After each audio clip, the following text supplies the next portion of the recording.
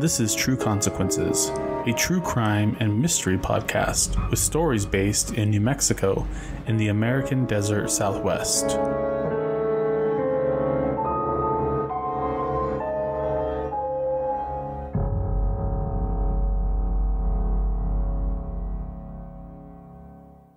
Welcome back to True Consequences. I'm your host, Eric Carter-Landin. Today we're talking about the New Mexico prison riot, one of the worst riots in the history of the United States. I also have a special guest on my show today. Her name is Lydia Wolberg, and I've known her for over 30 years. Lydia's been a really good friend of mine, and I'm glad that she was able to join me and tell the story of the New Mexico prison riot. A couple housekeeping things just before we get into the episode. Don't forget to follow me on Facebook and Instagram at True Consequences Pod, and on Twitter at TrueConsPod. True Consequences is fully listener supported. If you'd like to support this one-man show, please go to patreon.com/trueconsequences. And there are donation levels as low as $1 per month. I'd like to welcome all of our new listeners as well to the show. Thanks so much for listening. So I'd like to give a shout out to our latest patron, Detroit Tigers Minor League Tracker. Thank you for being a Zia supporter. I appreciate you. Okay, I think that's all we have. So this is going to be a little bit different from some of my other episodes that I've done. I'm actually really excited about today. I've been waiting for today for a few months. I have a special guest with me here who is somebody that I've known for, I would say probably 30 years now. Maybe close to 30 years. That gives away our age and makes us seem really old. Speak for yourself.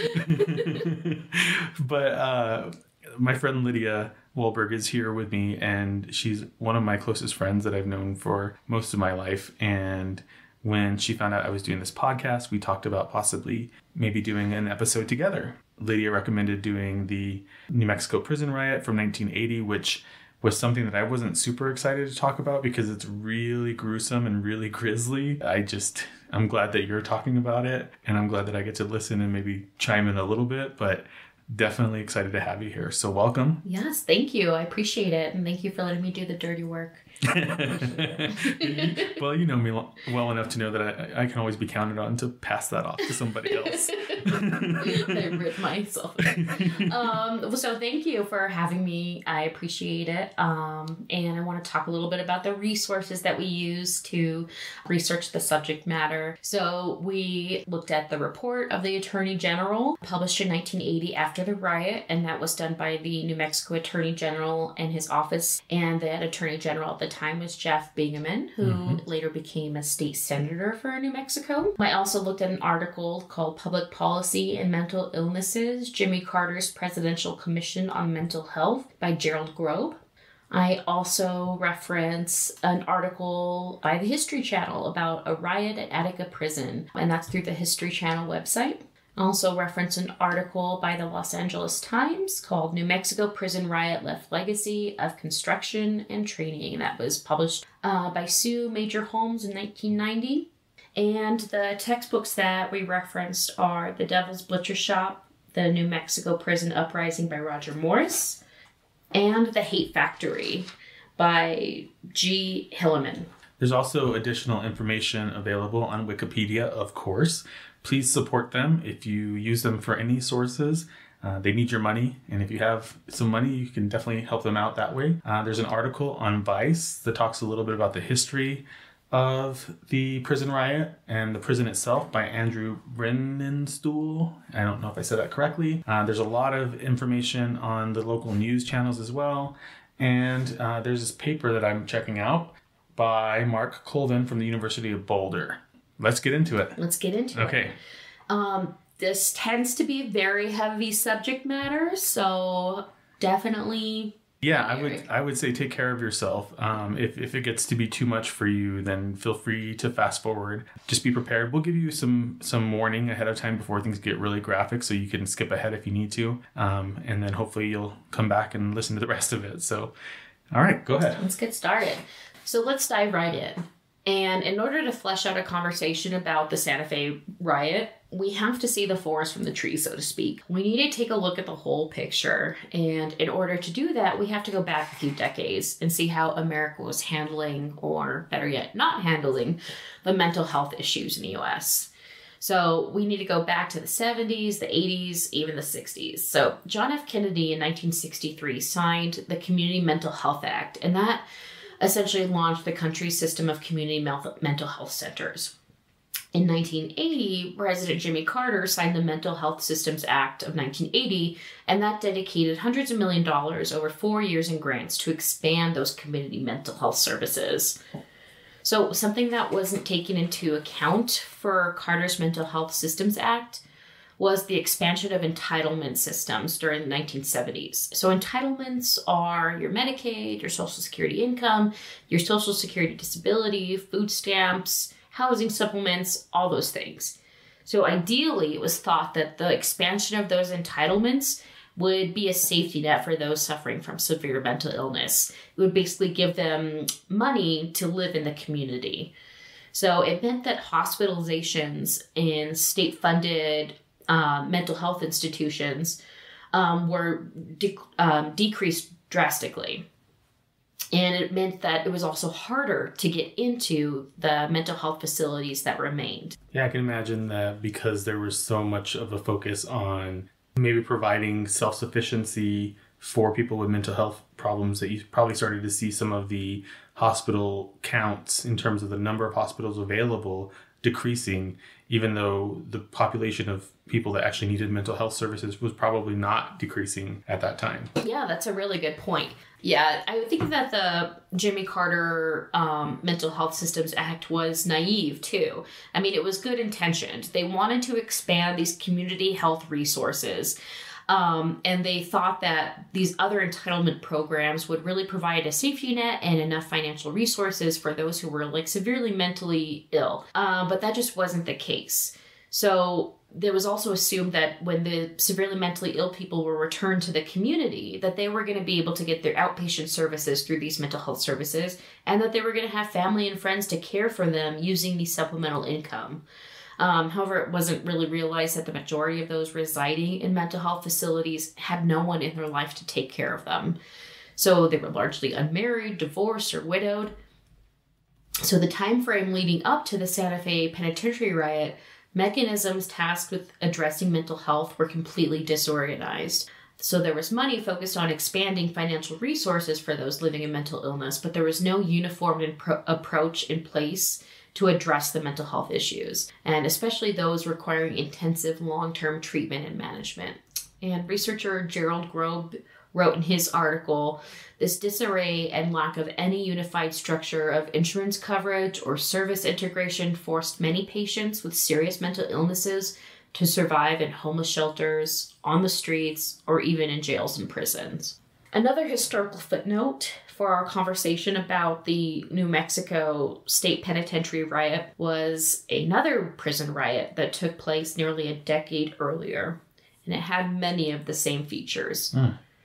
On September 9th, 1971, over 1,200 of the estimated roughly 2,200 inmates rioted and took control of the Attica prison. I heard of this, yeah. Yeah, so they took 42 staff members hostage, and 39 guards and employees were held hostage for 4 days. And negotiations to end the siege basically failed. And in a last-ditch effort, the state police ran in, guns blazing, which left 10 hostages and 29 inmates dead. And at the time, the Attica riot was the worst prison riot in U.S. history. Inmates highlighted overcrowding, inhumane conditions, and poor treatment from the guards as the prelude to the violent affair. So this is a good segue into the state of the prison in Santa Fe at the time that all of this pressure was building up. To understand that, you probably want to know a little bit about what the Santa Fe Penitentiary was like, or the New Mexico State Penitentiary was like, leading up to this. So this penitentiary was touted in the 50s as a state-of-the-art, top-of-the-line, amazing prison that was going to solve all the problems that they were facing back in the 50s, which were overcrowding, unsanitary conditions, as well as dilapidated buildings and things like that. The state was so proud of this new prison that they invited the public to come and hang out in the prison before they brought all the inmates over. So there were kids pretending to sleep on the cots and running around in the cells. And they had like a little picnic in the yard. They touted the recreational area be able to rival any of the best high schools in the state. So it was really seen as this amazing jewel of penitentiaries. And as you're going to go into, I think it slowly kind of went downhill from there. So no longer the summer camp thing. So keeping the reasons for the Attica riot in mind, again, overcrowding, inhumane conditions, poor treatment from the guards, one would think that prison officials would be especially cognizant to these complaints when overseeing a potentially volatile environment like a prison. But Santa Fe penitentiary officials seem to have their heads buried in the desert sand. As the New Mexico Attorney General report highlighted, the Santa Fe riot was not a fluke. There was substantial evidence and other secondary factors to indicate that a riot was inevitable. The Santa Fe prison had once been a modern facility, like Eric said, but it quickly fell into disrepair due to overcrowding. And this was further exacerbated by unsanitary living conditions. Inmates complained that they were routinely fed spoiled food. For example, inmates told a story that on Thanksgiving they felt fed rotten green turkey. I also read that led to like some severe sickness spreading through the prison. Like people were just throwing up everywhere, and it was really bad. I mean, I could only imagine vomiting, diarrhea. You have poor plumbing due to the overcrowding. I'm sure it was horrible, disgusting. So not only was there an unsanitary living condition, the inmates were also subjected to what was called the snitch system. What is that? So the snitch system was where inmates would be rewarded for sharing information with the prison administration. It could be information about drug deals, weapons, contraband, anything like that. However, Warden Rodriguez took it to a whole nother level. And it's alleged that if you didn't give the administration what they wanted, you could still be labeled as a snitch anyway and sent to solitary confinement. So it left inmates in an impossible situation. That's a good way to make sure you're not popular. Right. Yeah. And to add insult to injury, most of the rehabilitation programs were being cut. So the education programs, learning any sort of trade, those were all being axed by the administration. So this inevitably left inmates with a lot of time on their hands. And I don't think that's a good combination. No. So according to the Attorney General's report, quote, the first indication of a possible hostage seizure came from a memorandum regarding dormitory E2 from Dr. Mark Orner, a prison psychologist. And this memo was sent to Superintendent of Correctional Security, Manuel Coronellos, on January 2nd, 1980. So Orner allegedly relayed intelligence that he gathered from inmates, stating that inmates were planning to take hostages and that ammunition and homemade firearms were going to be used in a takeover. So again, this was documented in an official memo.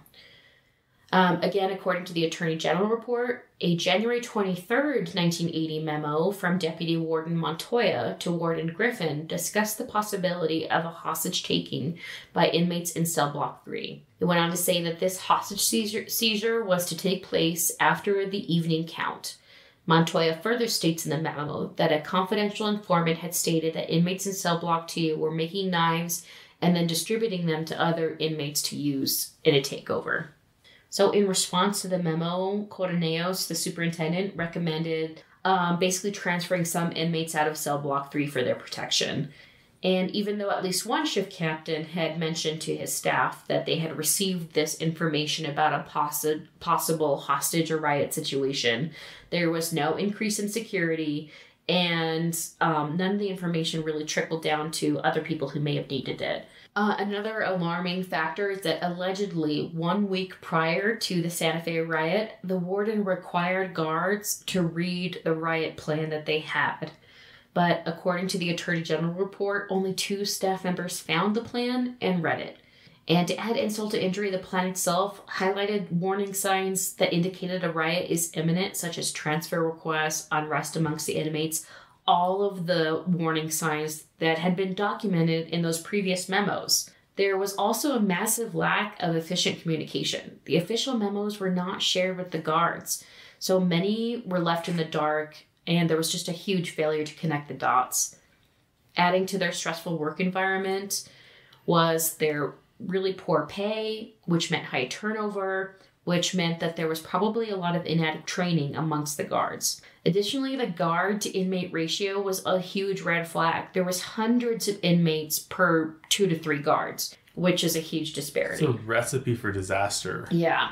So the evening of February 1st, 1980, inmates on cell block E2, and remember that's the cell block that was mentioned in that first memo, were they coming in heavily intoxicated on some homebrew, some hooch. Some toilet wine. Now, for the layperson, hooch is typically made with fermenting fruit, sugar, juices, water, anything that they could get their hands on that would ferment and make a pretty potentially toxic brew. Sounds delicious. Yeah. It's alleged that during this drunken event, the inmates started planning out their plan to overpower the guards during the next head count. It's alleged that during this drunken evening, the inmates started to make their plan to overpower the guards during the next head count. So at 1:30 a.m., Shift Captain Roybal and guards Schmidt and Martinez entered E2 for their head count. So now typically, this area would be lit in the evening by these blue security lights. So you still had some semblance of seeing what was around you and seeing the inmates. But in typical fashion, these blue security lights weren't working. So they were practically working in the dark. And a memo had been submitted to get the lights fixed, citing security concerns, but it never happened. So the inmates lay in wait, and it was not difficult for them to be able to overpower the 3 guards. They dragged the guards into the day room. They stripped them of their outfits, their clothing. They beat them. They even urinated on them. One of the inmates took the uniform of Captain Roybal and then led roughly about 10 other inmates to go start staking their claim on more territory in the prison. So one inmate took the uniform of Captain Roybal and led about roughly 10 other inmates to start staking their claim on more territory in the prison. These inmates eventually came upon Officer Bigfoot Curry, Juan Bustos, and Victor Gallegos, and Herman Gallegos. All but Curry were easily overpowered. Curry was known for his size, hence the name Bigfoot. He was a big dude. He was able to fight off being jumped by several inmates at a time, and he was able to fend them off for a little bit of time until they started stabbing him, which eventually subdued him. Then these guards were dragged to the same day room where the original hostages were being held. They too were stripped naked and beaten. Okay. So before we get into here, this might be a point where somebody who may not be able to handle some intense violence might want to skip ahead about 30, 45 seconds. Would you agree? I totally agree. Okay. So hopefully you'll come back and join us. Go ahead. So with the guards stripped and contained, the inmates decided to take their rage out on them in the most heinous ways. So allegedly, according to inmates, several of the guards that they captured were known to play mind games with the inmates. For example, they were apparently holding mail, they would use excessive force, they would utilize the snitch system. So these guards were seen as villains by the inmates, and they in turn felt the brunt of all their pent-up rage and diabolical masochism that was fueling the riots. The guards were repeatedly sexually assaulted by the inmates, and then after those sexual assaults occurred, the guards were then penetrated by their own billy clubs. Ugh. Yeah, it's pretty heinous. So one of the key factors that the inmates were able to obtain was the keys. And with the guard keys in hand, some 500 inmates started to spread over the prison to the next cell blocks, opening gates and releasing more inmates as they went. However, some of the inmates didn't want to participate. They, in fact, feared for their lives. So the inmates of Block E1 had barricaded themselves with anything that they could find. They didn't know if they could survive if the rioters were able to penetrate their barricade. Oh my God. So as the roaming band of inmates started taking more territory, their aim was to get to the control room of the prison. And the control room was like the brain of the prison. It controlled most of the doors, most of the communication systems. And at the time, it was being manned by an officer, Lucero. At around 1:57 a.m., Lucero heard an inmate on a two-way radio saying that they had the captain, they were holding him hostage, and they were demanding a meeting with the state governor, the media, and the former warden, Rodriguez. And if you recall, the former warden, Rodriguez, is the one who had implemented the snitch system. Such a nice guy. Yeah, he was a real winner. So Lucero had some time, and he was able to notify Superintendent Corneros that there was a riot in progress. And Corneros started notifying his chain of command about the riot in progress. And at the same time, Lucero was then left to watch helplessly as inmates started to swarm the control center. The control center was encased in glass that was touted as being bulletproof, but this allegedly was not true, as evidenced by the glass beginning to shatter from repeated hits from the inmates with pipes and other makeshift weapons. Okay, I'm just going to say something. I love being a New Mexican. Mm-hmm. I love New Mexico. Mm-hmm. But can we please just stop cutting corners on everything? Yes. Like, this was, 40 years ago almost? Mm-hmm. Yeah, let's get it together, New Mexico. Yeah, it's really disappointing, too, because I could only imagine this guard was hopeful that he would be safe in this contained unit, and that clearly was not the case. Can you imagine how horrifying that would be? Yeah, so many people surrounding you. Ugh. So the inmates then dragged one of the guards in front of the control room, and they showed off their victim to Lucero inside the control center. They said that if Lucero didn't let them in, they were going to kill the guard. And Lucero's training, as all the guards had been trained, was never to comply with the demands of inmates during a riot situation, so he refused to let them in. But they just continued to beat on that glass, and they were getting very close to breaching it before Officer Lucero was rescued by another officer named Officer Sedebaca. And they were able to escape just in time as the rioters were penetrating the control room. But one thing that was really unfortunate about their escape is that they left keys in the control room. So during this time, the on-staff medical team of the infirmary were able to realize that the riot was taking place. And they were able to hide themselves and the patients in the infirmary from the rioters. But once the control center was taken over, the rioters essentially had access to the entire prison. And this included the records room and the pharmacy. The records room was completely torched by the inmates. Everything was set ablaze, and this was very intentional. They wanted to destroy their records. And this was before our modern electronic systems, obviously, so it was a huge deal. Very effective way to make sure you got rid of those records back then.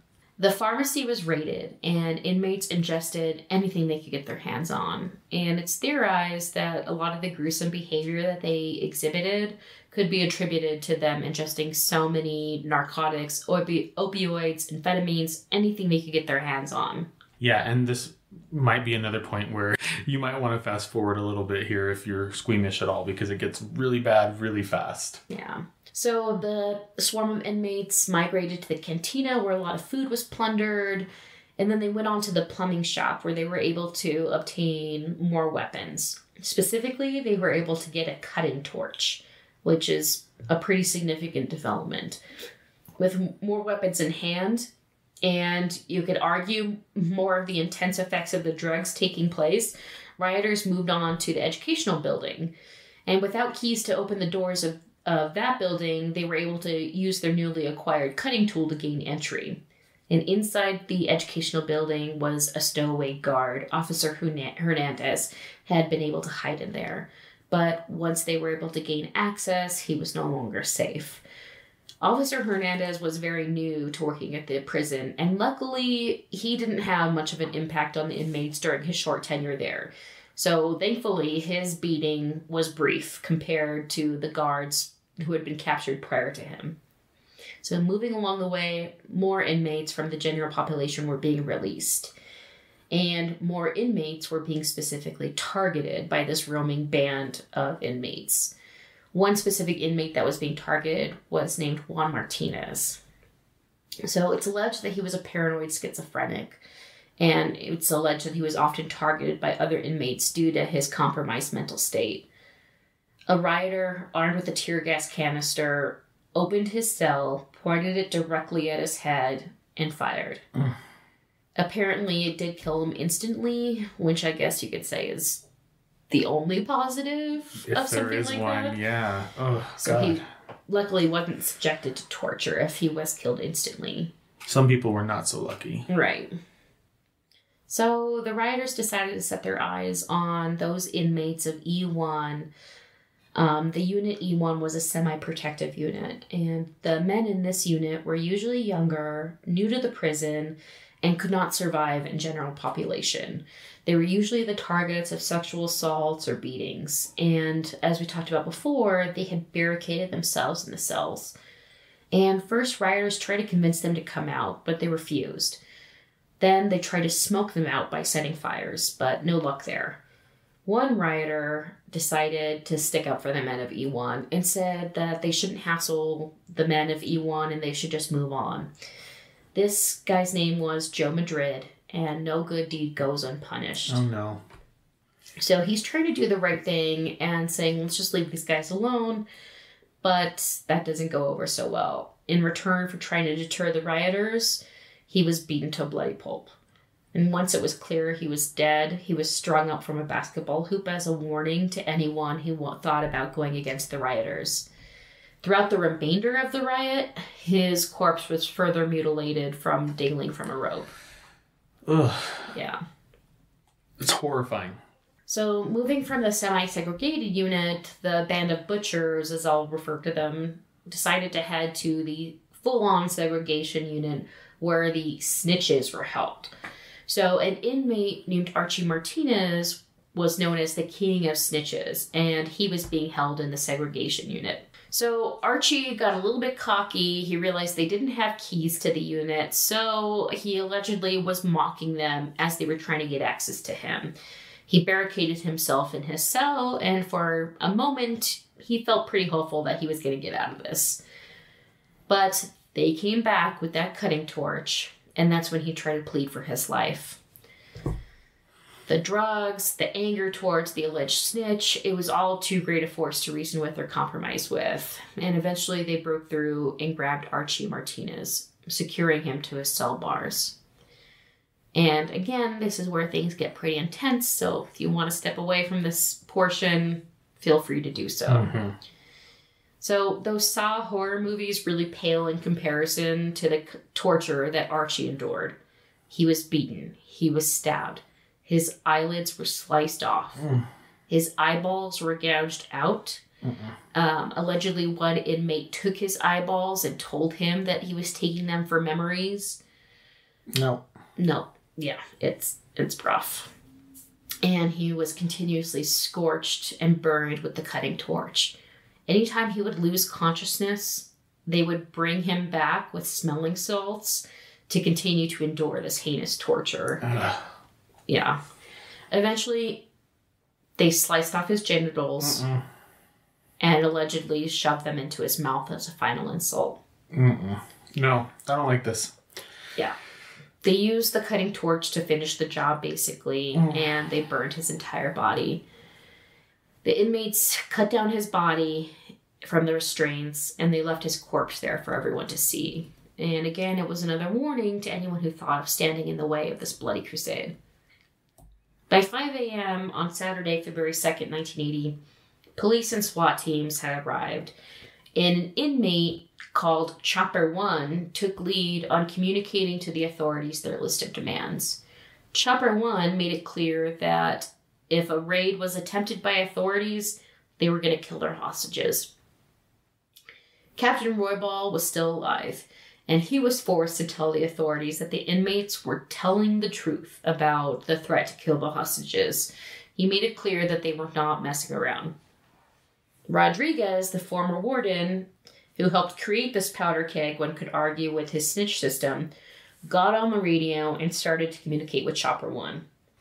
Although one could argue that Rodriguez was the architect of so many systematic failures, inmates still, for some reason, insisted on speaking with him. He was able to negotiate that the injured inmates release. So the injured inmates were allowed to slowly trickle out of the prison. Amongst them what happened to be a disguised prison guard named Herman Gallegos. And luckily he had been hidden by some sympathetic inmates who had dressed him in inmates' clothing, even gave him a pipe to carry so he could get out undetected. That was nice. Yeah, lucky for him. So eventually the National Guard was on its way, and Rodriguez kept lead communication with Chopper One. Rodriguez wanted to know how many hostages were being held and what their condition was. Chopper One wanted to push past all these little details and get to the negotiations. And Chopper One threatened that if they didn't negotiate, the outcome would be worse than Attica. And Attica, being what we referenced earlier, was considered the worst prison riot at the time. So inmates who had barricaded themselves in their units began breaking through the windows with whatever they could find. They wanted to get out so desperately that they were willing to take a chance surrendering to authorities rather being stuck with this murder squad on the prowl inside the prison. And while the murder squad roamed the halls, inmates were being beaten, they were being burned to death, charred bodies were strewn about. Eventually, members of the Aryan Brotherhood observed a man in his cell who began begging for his life. And according to the books we read, the Aryan rioters made clear that the only way he could live was if he killed the inmate next to his cell. A severely mentally ill black inmate named Paulina Paul. The inmate complied. He charged into Paulina's cell and attacked him with a butcher knife. However, the white supremacist trolls were not satisfied with this minimalist approach of stabbing with a butcher knife, so they pinned Paulina down on the ground and sawed his head off. No. I can't imagine. Like, can you imagine being there and, like, Yeah. I'm sick to my stomach already. Yeah, the things people do to each other, the things humans are capable of, it's so awful. So other rioters turned their attention to inmates that they considered the worst of the worst. And as you can imagine, these were inmates who were accused of sex offenses against children. One inmate specifically, named Jimmy Perrin, was targeted. So Jimmy Perrin was serving a life sentence for the rape and murder of 2 little girls and their mother. Inmates grabbed him, tied him up, and took their time torching his body. If at any moment he lost consciousness, he would be brought back with smelling salts, and he was forced to endure this personal hell for quite some time. By Sunday morning, the killings continued. Chopper One continued to make his demands, and one of the demands on his list was to speak to the media about the conditions inside the prison. So several reporters and a cameraman actually volunteered to go into the prison and were able to talk to inmates along with the negotiator. According to the Attorney General report, 34 hours after the takeover in Dormitory E2, inmates got the televised news conference that they persistently demanded. Just after noon Sunday, employees of KNME and a cameraman set up an interview with inmate negotiators and inmates. And they were able to see some of the heinous situations going on inside the prison. By Sunday afternoon, inmates had been roaming inside the prison yard with only blankets to stay warm in the February weather. And after escaping the prison riot, being in the prison yard wasn't that much better, considering that there was still assaults taking place in the yard. And they toiled there for several days. More injuries were accumulated.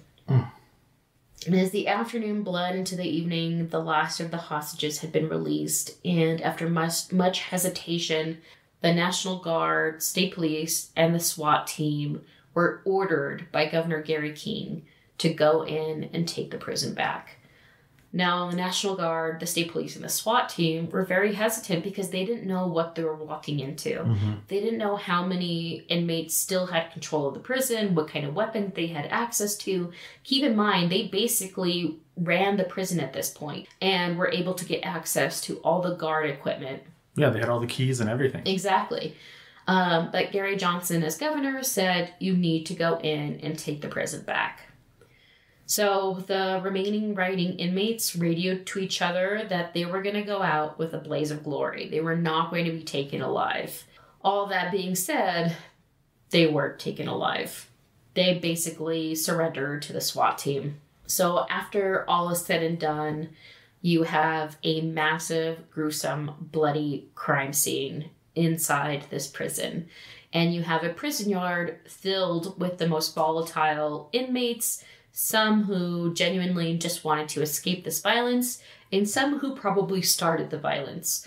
National Guards members who went into the prison compared the inside to combat and scenes that they had seen in Vietnam. A forensic anthropologist and anthropology students had to be brought in to help identify the charred bone fragments from so many of the bodies. Wow. Hatchet marks were left gouged into the concrete where inmates hacked each other to death. And apparently you can still see these hatchet marks on the concrete. Police were ordered to secure the inmates, and they were ordered to secure this massive crime scene. However, in another typical failure, the latter was not clearly conveyed to the National Guard, who unknowingly began removing bodies and clearing the destruction, which left much of the crime scene contaminated. I think, too, like back then, to be fair to the National Guard, there wasn't the level of forensic understanding as there is now. But it is a miss that they did that.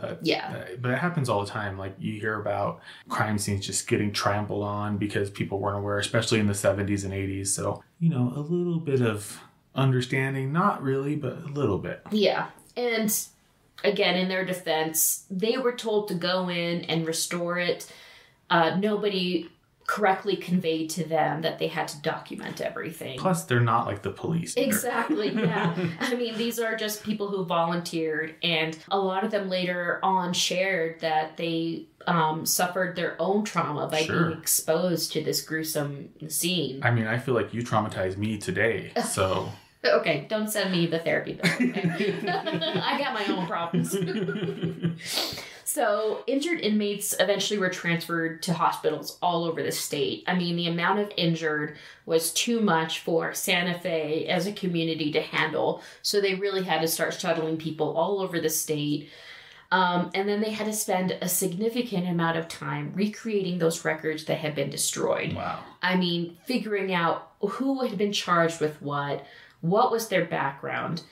And those identified as the leaders of the riot were criminally charged. But since most of them were already serving really long sentences, if not life sentences, another conviction really didn't mean that much.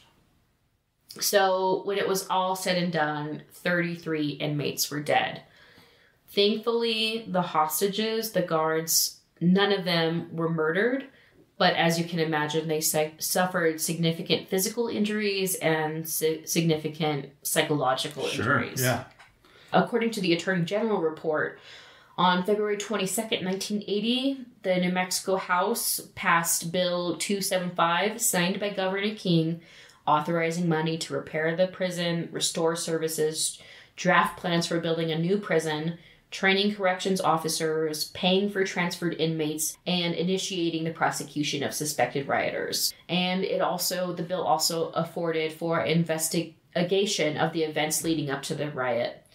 And that's where you got the Attorney General's report, which is very lengthy, but really did a deep dive into everything predating the riot, during the riot, and what happened after the riot. So it's a really important resource and important historical document for the state of New Mexico. And if you want to read that report, it will be on the website as soon as this episode launches. Yeah. So what do we have left for the building itself? I mean, it's still there. Yeah. So I heard that it turned into some sort of tourist attraction, and they conduct tours for the public to see the famous state penitentiary where the riot occurred. They've done some other stuff too, right? Yeah. They filmed The Longest Yard there. It's a remake of an old film. Mm-hmm. And according to crews who filmed there, they definitely believe that it's significantly haunted and there's a lot of paranormal activity there. Yeah. And I think Ghost Hunters went there, the Travel Channel show.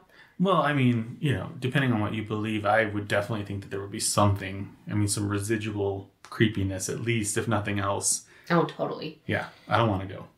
I would be kind of curious to go. Not to exploit the tragedy, but I'm genuinely interested in seeing the space to kind of think about it, flesh it out more, I guess. Yeah. Maybe we can go. Yeah? I don't know. Organize a True Consequences tour. Hey, that sounds like fun. If you're interested, let Eric know. TrueConsequences.com. Yeah. So, I mean, this is a really horrific stain on the history of New Mexico. Yeah. I mean, so many things went wrong to lead up to the situation. The one, I don't know how many positive things really came out of it, considering the deaths and the psychological toll it took on people. But I think it did remind the state that they needed to invest more honestly in their corrections systems. Yeah. And hopefully we learned our lesson as a state government in terms of making sure this doesn't happen again. But this, I think, became the worst prison riot in U.S. history, right? Right. Even though Attica had more deaths, because the brutality of the murders that occurred in the Santa Fe riot, that's why it's considered to be so much more severe. Well, thanks for I don't know. Thanks, I guess. Thanks for hanging out with me and traumatizing me. Sorry. It's nice to have somebody else talking to the microphone, not just me. Yeah. For once, it's kind of a nice change. Yeah. But what if I'm not really here? It's all part of your What if it's my voice that I changed? Yeah. Well, hopefully we'll do it again sometime. Yeah. We'll find another subject. I'm down for that. Absolutely. Thanks, Lydia. Thank you, Eric. All right. Thanks again for listening to True Consequences. This show is hosted, produced, and written by me, Eric Carter-Landin. Thanks again for listening, and stay safe, New Mexico.